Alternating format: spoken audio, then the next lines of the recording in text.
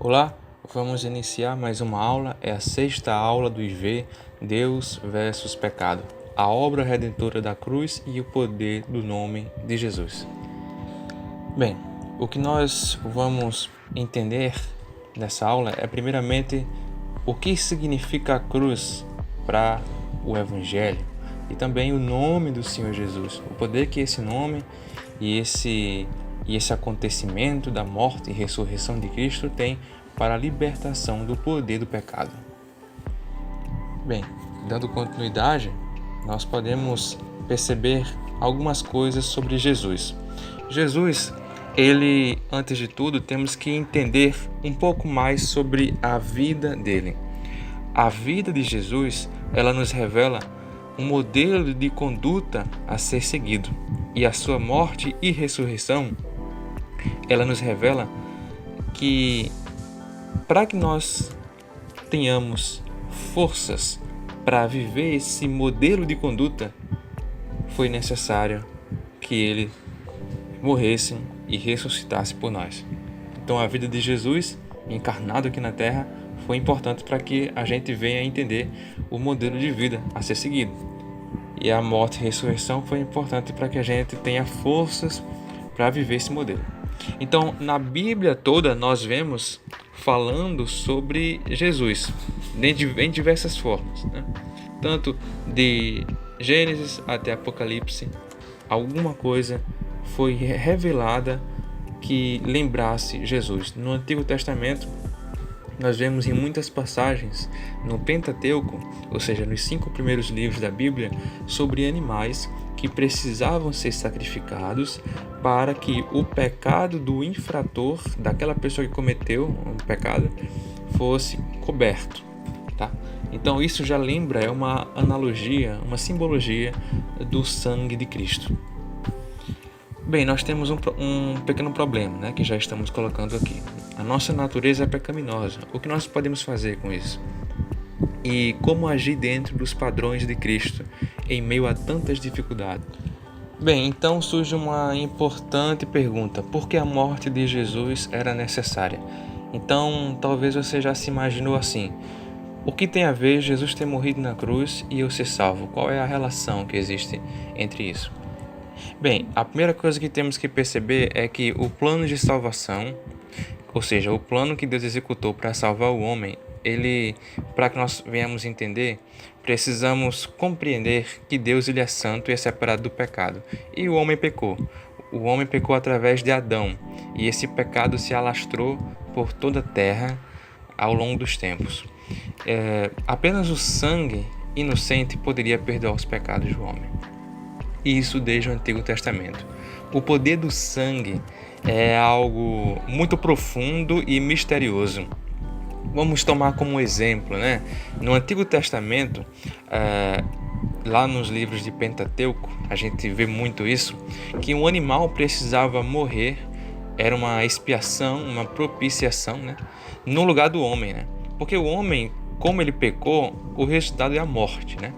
Em Romanos 6:23, entendemos que o salário do pecado é a morte.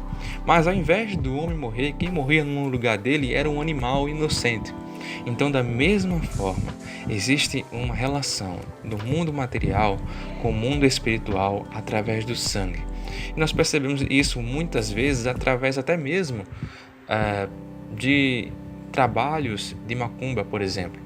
Muitas vezes o trabalho de macumba ele é realizado com sangue de animais, porque eles compreendem, né, que para fazer o mal, o sangue também é necessário. Para atingir o mundo espiritual, o sangue é um instrumento muito poderoso para isso, tá certo? Nós, como cristãos, não usamos mais sangues de animais. Nós temos o sangue do Senhor Jesus, o que se sacrificou apenas uma vez para tirar o nosso pecado. E também temos outras formas de chegar até o mundo espiritual que não é o sangue, não é usando o sangue, mas através da fé, da oração no nome do Senhor Jesus. Dando continuidade aqui, você já ouviu falar em bode expiatório?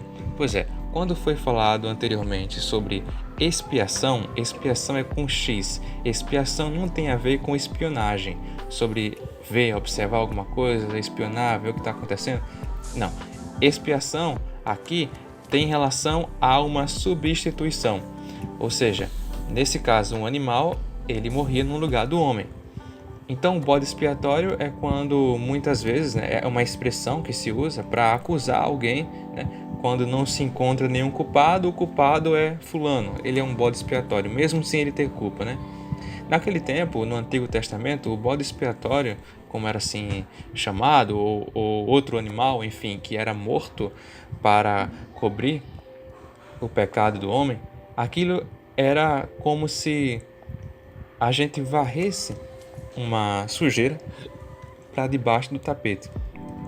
Portanto, o pecado era apenas coberto, era cobrir o pecado. Porém, diferentemente, nós temos Jesus, que morreu por nós e o seu sangue não apenas cobriu o nosso pecado, ele tirou, como está lá em João 1,19, eis o Cordeiro de Deus que tira o pecado do mundo. Então, esse foi o poder do sangue do Senhor Jesus, né, em nossas vidas. Ele tirou, ele tem o poder de tirar, de fazer com que o pecado perca suas forças em nossas vidas. Então a pergunta: o que nos faz ser reconciliados com Deus? Você vai pausar esse vídeo e responder a pergunta. Ok, você pausou esse vídeo, agora bora responder. O que nos faz ser reconciliados com Deus? Somente uma coisa: nada além do sangue de Jesus. Como diria a música do Fernandinho. Não é por nossos méritos, não é por aquilo que nós fazemos, mas é o sangue de Jesus que precisa ser compreendido como aquilo que nos reconcilia com Deus. Nada além disso. John Wesley, uma vez, ele sonhou que foi ao inferno e perguntou: há metodistas aqui? Sim, muitos. Há presbiterianos? Sim, muitos. Há católicos? Sim, muitos. Sonhou também que foi ao céu e perguntou: há metodistas aqui? Não. Há presbiterianos? Não. Há católicos? Não. Aqui só há aqueles que foram lavados no sangue do Cordeiro. Cordeiro aqui com C maiúsculo, porque se refere ao Senhor Jesus. Portanto, a nossa salvação não depende da forma da nossa religião, de qual igreja nós estamos. É claro que ir à igreja, cultuar a Deus, isso conta muito, porque a fé vem pelo ouvir a palavra de Deus. Porém, é muito mais importante que a gente compreenda que a nossa salvação vem tão somente se nós nascermos de novo e se nós formos lavados pelo sangue do Cordeiro. Então, eu, como professor, recomendo-vos que em vossas orações, por aquela pessoa, por aquele filho, irmão, pai, mãe, ou qualquer pessoa, discípulo, líder, que você quiser orar, lembre-se, coloque debaixo do sangue do Cordeiro. Leve todos os seus problemas debaixo do sangue do Cordeiro, que essa oração com certeza é eficaz. Agora vamos falar sobre um princípio muito importante chamado princípio da substituição. Deus, ele enviou o seu Filho aqui na Terra para que ele morresse em nosso lugar. Essa cena já é muito comum no filme A Paixão de Cristo, quando você assiste, que é Jesus e Barrabás. E no meio está Pilatos. Pilatos perguntou: quem você quer que eu solte, Jesus ou Barrabás? E o povo gritou: Barrabás. Da mesma forma somos nós. Nós somos como Barrabás, merecíamos a condenação, mas Jesus morreu em nosso lugar.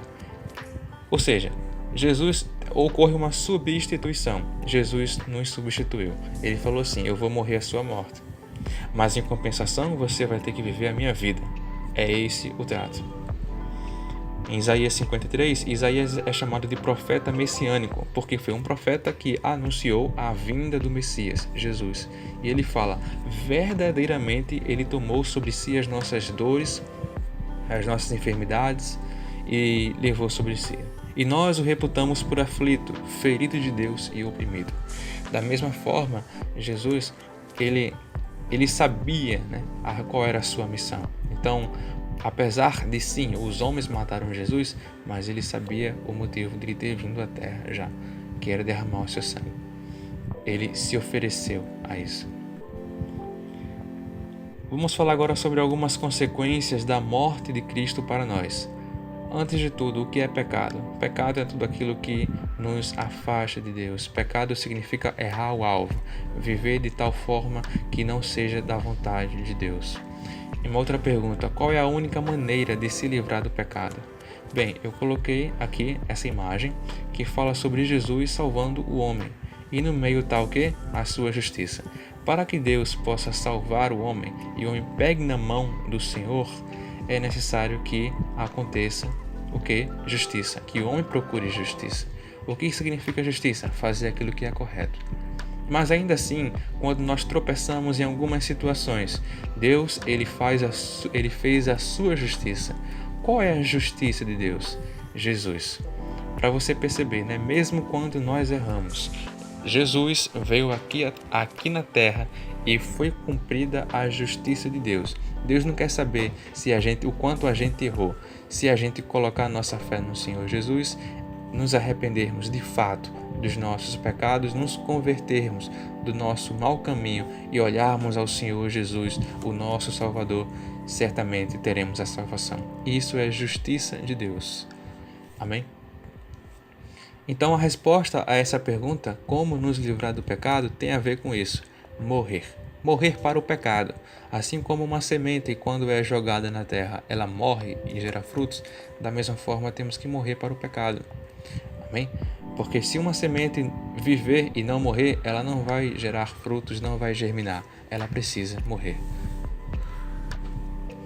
Então, a primeira consequência da morte de Jesus. Jesus morreu, depois ressuscitou. Isso gera consequências para o homem. A primeira consequência para quem crê na sua morte e ressurreição é o perdão dos pecados. Uma pergunta: o homem pode pagar pelos seus próprios pecados? Não, isso não faz parte do alcance do homem. É uma limitação que o homem tem. Ele não pode salvar a si mesmo. Nós vemos no Antigo Testamento que Deus enviou muitos profetas, homens de Deus, para fazer com que o povo abrisse os olhos para o amor dele. Mas o povo se rebelou e caiu. Da mesma forma, e de uma forma até mais impactante, né, e decisiva, Deus mandou o seu único filho, o Senhor Jesus, aqui na terra. Ele pensou assim: se não ouviram os profetas, agora vão ouvir o meu filho Jesus. Enviou o seu filho Jesus para que o homem pudesse acreditar na sua morte e ressurreição e que seus pecados fossem perdoados. A segunda consequência da morte de Cristo foi a libertação da força do pecado. Eu coloquei, antes de tudo, um exemplo, né? Imagine um amistoso de Real Madrid contra o América de Natal, lá no Santiago Bernabéu, na Espanha. Fiz essa pergunta durante a aula e o povo respondeu que certamente o Real Madrid iria aplicar uma goleada. Mas eu falei assim: agora imagine que os jogadores do Real Madrid estão jogando de calça molhada e com correntes de aço de 5 quilos em cada uma das suas pernas. Agora, quem você acha que vai vencer? Bem, alguns falaram que o Real Madrid ainda ia vencer, mas apenas brincando. Certamente o América ia vencer, porque os jogadores do Real Madrid, apesar de serem muito bons, eles são seres humanos. Então, certamente eles iriam perceber o impacto que é aquilo tudo nas pernas deles. Da mesma forma, é o ser humano, né? Deus fez o ser humano com a capacidade imensa de inteligência, de fé, de ousadia, para ele fazer milagres e proezas, e Jesus fala coisas maiores até mesmo do que eles. Mas o homem tem uma coisa que aprisiona ele, e essa coisa se chama o pecado. O pecado, ele aprisiona o homem que fecha os olhos para a graça de Deus e para o amor do Senhor Jesus. Mas, quando esse homem percebe o amor do Senhor Jesus e ele tira essas correntes, ele veste, é como se ele estivesse vestindo uma roupa mais leve. Ele percebe que o poder da cruz quebrou o poder do pecado que havia nele. E aí ele pode viver a sua vida, jogar, digamos assim, de maneira mais suave, de maneira mais ativa, mais firme, dando o seu melhor. Da mesma forma, foi a morte de Cristo. Ele nos livrou, ele nos libertou da força do pecado quando ele morreu e ressuscitou naquela cruz. Então, sim, nós somos livres. Você pode falar: eu sou livre. Como cristãos, que acredita no Senhor Jesus, nós somos livres. Porém, não devemos confundir liberdade com libertinagem. A liberdade que nós temos é tudo aquilo. A liberdade que nós temos é tudo aquilo que nós podemos dizer assim: eu não vou mais fumar, porque eu não sou escravo do cigarro. Eu não vou mais beber, porque eu não sou escravo da bebida. Isso é liberdade. Então as pessoas muitas vezes confundem com libertinagem. Vou fazer tudo o que eu quero. Não. Até porque a pessoa que faz tudo o que quer é porque ela não tem autocontrole. Portanto, ela não é livre, mas escrava daquele pecado. Mas nós não. Nós somos livres porque temos o poder de dizer não. Agora, um pouco sobre o princípio da inclusão. Essa imagem é uma imagem que nós lembramos, o homem, o Simão, que ajudou o Senhor Jesus a levar essa cruz. E esse homem somos nós também. Nós também temos a nossa cruz diária. Jesus fala: se alguém quiser vir após mim, negue-se a si mesmo e tome a sua cruz. Claro que a nossa cruz é bem mais leve que a foi do Senhor Jesus. Mas esse é o princípio da inclusão. Nós fazemos parte da morte do Senhor Jesus. Em Romanos 6,6 fala: sabendo isso, que o nosso homem velho foi com ele crucificado. Então, nós precisamos levar em consideração que precisamos levar nossa cruz todos os dias. A obra do Senhor Jesus não terminou ainda, não terminou com sua morte, porque Jesus está muito vivo hoje. Embora ele não esteja encarnado como nós, pessoas, ele é vivo ainda hoje. Em Romanos 14,17 fala que o reino dele não é comida nem bebida, mas é justiça, paz e alegria no Espírito Santo. Então, precisamos viver esse amor que existe ainda hoje e ainda vai existir para todo sempre, com o amor do Senhor Jesus. Lembrando que a nossa carne sempre tenderá ao mal. Isso é um fato. Mesmo que Jesus tenha vencido a morte, tenha quebrado o poder do pecado em nossas vidas, tenha liberado perdão sobre nós, ainda assim a luta é diária. O velho homem nunca morre, apenas uma nova criatura está nascendo. Mas a luta contra o espírito e contra a carne, ela sempre vai existir. Uma pergunta: o que significa estar na cruz? Estar na cruz, você vai pausar o vídeo e responder, refletir. Ok, você pausou o vídeo, você refletiu, agora vamos analisar o que realmente significa estar na cruz. Estar na cruz significa se submeter. Submeter as suas opiniões, ações, sentimentos, pensamentos ao Senhor Jesus. Mesmo que você tenha tido pensamentos, opiniões passadas a respeito da vida que fossem contrárias à vontade de Deus, precisamos sempre nos submeter, rever nossos conceitos para que se alinhe à vontade de Deus. Aqui está falando sobre algumas coisas que nós devemos nos renunciar. Nós devemos nos submeter à vontade de Deus e renunciar a essas coisas que são os frutos da carne: a imoralidade sexual, a impureza, a libertinagem, idolatria, feitiçaria, inimizades, porfias, iras, pelejas, dissensões, heresias, invejas, homicídios, bebedices, glutonarias. E aqui fala alguns outros exemplos de coisas que Deus abomina e que as pessoas não herdarão o reino de Deus se praticarem e viverem uma vida que pratiquem isso. O que significa o nome do Senhor Jesus? Jesus, do grego Yeshua, significa Javé, salvação. Jeová salva. Amém? Então, esse é o significado do nome do Senhor Jesus. Então os nomes na Bíblia, eles possuem um significado muito forte. Abrão significava pai de muitas pessoas, Pai exaltado.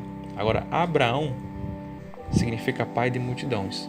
Então, Abrão, pai exaltado, mas Abraão, pai de multidões. Então, da mesma forma, Deus mudou o nome de Abraão para lhe dar um novo significado. Nós, quando estivermos nos céus, também teremos um novo nome. Jacó, por exemplo, enganador, ou aquele que pega pelo calcanhar, mudou o nome para Israel, que é príncipe. Então, temos aí algumas questões sobre a importância do significado do nome. Por isso que ele se chamava Jesus, porque Jesus significa Jeová é a salvação. Através de Jesus temos a salvação de Deus, que Deus proporcionou para nossas vidas, a nossa salvação, no caso. Algumas questões são importantes em relação à volta, né? Por exemplo, a volta do Senhor Jesus, certo? E o poder do nome do Senhor Jesus. A palavra fala que o Senhor Jesus sujeitou todas as coisas a seus pés, e ele é ainda o cabeça da igreja, bem? Ele está à direita de Deus. Esse é o Senhor Jesus. Então, quem crê na obra redentora da cruz receberá os seus benefícios. Lá em Efésios 2,6 fala que Jesus nos ressuscitou juntamente com Ele e nos fez assentar nos lugares celestiais em Cristo Jesus. Então, é esse o plano de Deus, que nós viemos morrer juntamente com Ele, mas também ressuscitar com Ele. O mundo espiritual ele respeita muito o nome do Senhor Jesus, né? Bendito Deus e Pai do nosso Senhor Jesus, o qual já nos abençoou com todas as bênçãos espirituais nos lugares celestiais em Cristo. Assim fala em Efésios 1,3. E também em João 15,16 fala: não me escolhestes vós a mim, mas eu vos escolhi, para que vocês vão dê frutos e esses frutos permaneçam, a fim de que tudo quanto pedirem em meu nome ao Pai, Ele vos conceda. Então é importante que a gente compreenda que orar em nome do Senhor Jesus é, sem dúvida, muito precioso. Quando Jesus falou está consumado na cruz, o que ele quis dizer com isso?